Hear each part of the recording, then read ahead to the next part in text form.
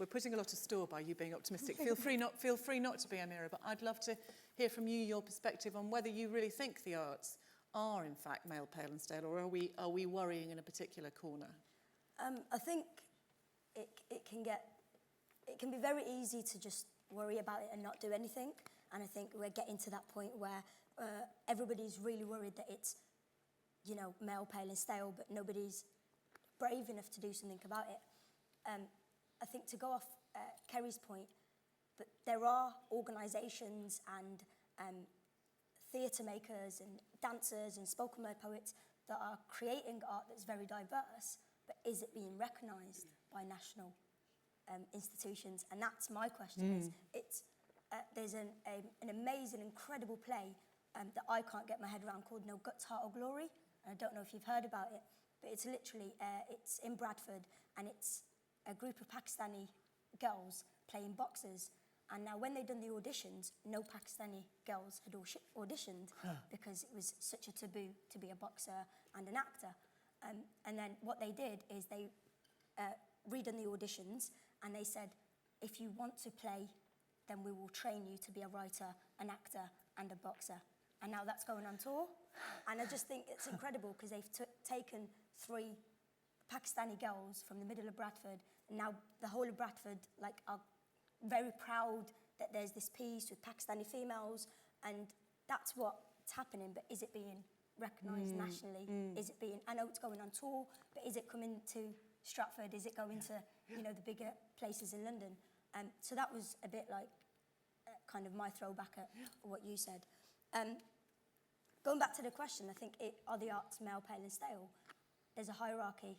There will always be a hierarchy.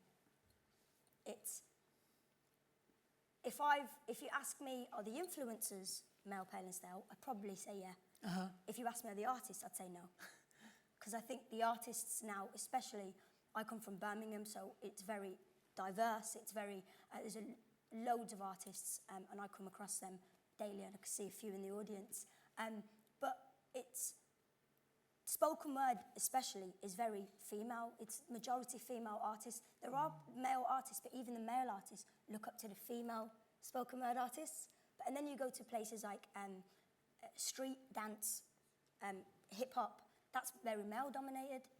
So it depends what art form you're pulling. It depends where you're going. But I do think to look at the future, it's to stop worrying about it and actually do something. There's symposiums that happen all the time across Birmingham and nationally about kind of what do we do about it. But it's like you go into this symposium, they tell you what you want to do, and you tell them what you want to do, and then you walk out and you never hear from it again. But it's about where do we take the step afterwards? What do we do after that one day in the room where everyone's talking? I think for me, am I proud that spoken word is very female dominated? Yeah, I am.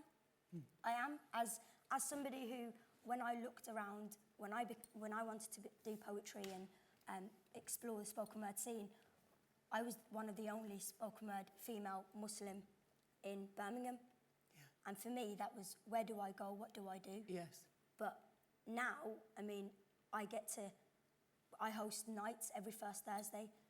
When I say when you walk into that room, there status, class, nothing is there.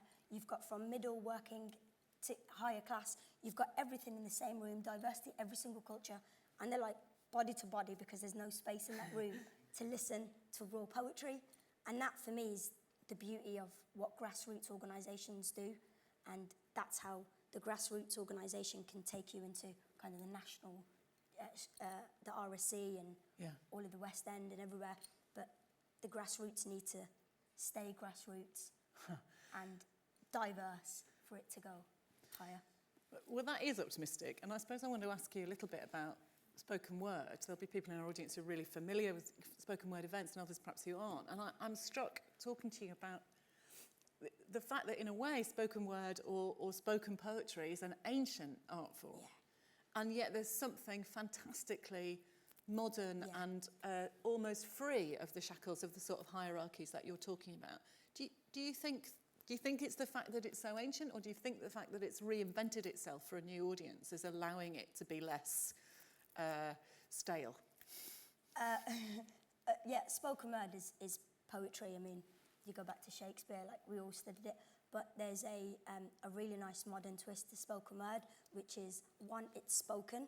So you kind of perform it to an audience, which means you get the full effect of me performing a piece to you, like my emotions, and everything I'm translating. But I also think what's really, really nice is every single person in this room, guarantee you, give me an hour with you and you'll become a poet. It's very, very accessible. And that's what it does. I teach it 3 times a week in schools and youth groups across the country.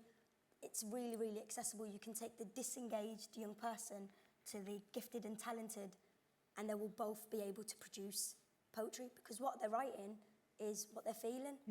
And that's what is very accessible about spoken word. In terms of it coming back and being more modern, I guess it's people have finally found something that kind of, if you learn an instrument, you have to take weeks or months to learn it, and then you come out and you kind of, whereas with spoken word, as I said, an hour, and I'm confident enough to say every single person after an hour would share in the room. It's a very, it's a safe art form. It's very intimate and safe. So I think, yeah. But that is, sitting here in my job, but that's a brilliant thing to hear.